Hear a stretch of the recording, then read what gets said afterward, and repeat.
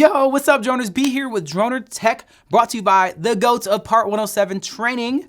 Yeah, that's them, remotepilot101.com. And today we're doing Dronr Dialogue. So I'm gonna be talking to you guys about a job I did very recently and what I learned from it. So let's jump in.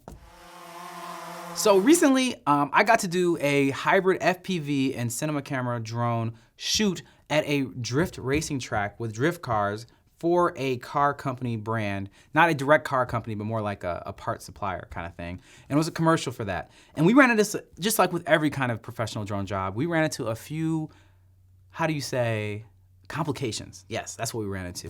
The biggest complication is coordinating in a way that actually makes sense.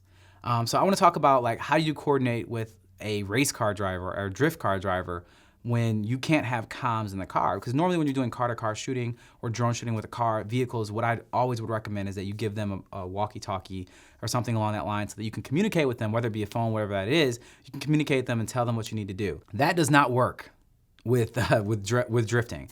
It is extremely loud in those cars to the point where even if you had something in their ear, they still won't be able to hear it because they're literally burning rubber the entire time and having giant engines in front of them going full blast. They're just not gonna be able to hear you. And so there ended up being a challenge because the particular drift racer we were working with, we gave instructions to and said, hey, I need you to go and do the exact same lines 3 times in a row.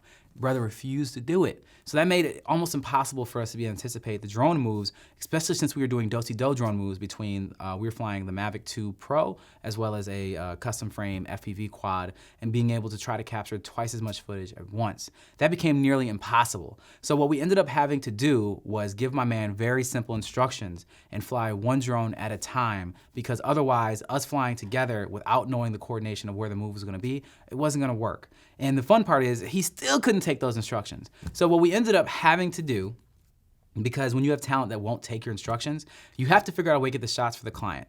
And so originally the client was saying that they wanted us just to get some really cool, fun shots. They didn't really know what FPV could do, and they knew from the regular drone, they just wanted some pretty much basic.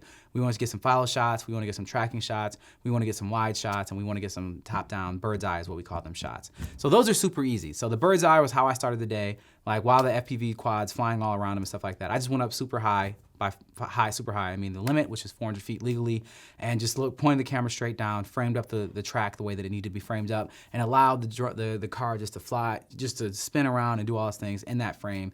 Great, cool. Up next, they wanted to get those tracking shots. You can't shoot those tracking shots at the same time as an FPV drone because the FPV drone is gonna be in your shot as well. Now, do they want that or do they not? Creative questions you should ask the director ahead of time. Our director didn't particularly care to answer those type of questions and just said, make it look good. So we have creative choices to make. So we ended up doing a hybrid approach where we did one run where we both were on it, and then we would do the next run with one of us on it, and the run after that with one of us on it again.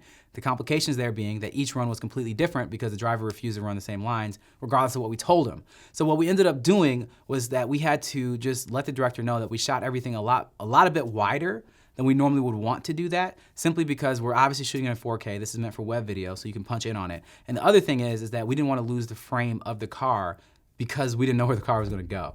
So you want an FPV drone normally to get up very, very close on things because that's the unique perspective that you can get from an FPV drone. But if you don't know, if you're chasing something that's moving and you don't know where it's gonna go, and you have to try to anticipate that, good luck. So we ended up having to stay back a little bit further and do our best to communicate with the driver, and pretty much had to figure out a system where we had to tell him to come back to us in between every single take and figure out what we wanted him to do and do our best to explain that. The secondary thing that needs to be known for FPV pilots, you guys all should know this. A lot of FPV pilots are still learning what it's like to be on a film or cinematography set. A big piece of advice that I want you to understand is that you need to understand that you are creating an experience for the client as well as an experience for the customer. Now, what do I mean by that? Their customer is the people that are gonna be consuming the content. Your customer is that client as well as the customer is gonna consume the content. So what you need to do is you need to understand that your footage has to be good, but you also have to create an experience for people and educate them about what your capabilities are. So what we always do is we always have 2 or 3 extra of the DJI FPV goggles with us so that we can take people for rides while we're filming. Now, obviously you wanna have the director have that, but you should also wanna be able to have the producers, maybe the AD, anybody on set that you know is a decision maker, that people who hire other FPV pilots or other drone pilots, give them that experience. Warn them, tell them to sit down, tell them that they have something to hold on to and to take it off if they feel sick. But I think it's very important that you take the time to educate them while they're on set with you so they can understand your capabilities, because what better commercial than the one that they're sitting in, and say, you now have the ability to do this on any of your shoots because you know me. And that is a game changer.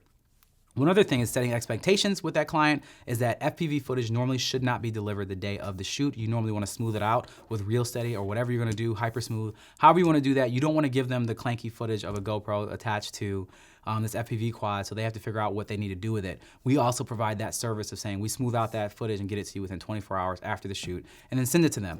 But they're used to working with regular drone pilots who don't do that, and what I normally do is give them the footage the day of on set. So setting those expectations ahead of time, also providing those services, makes it so that you can charge more, that you can get more clients, and educating them means that you're gonna get more jobs with those same clients. So blam, there you have it, guys.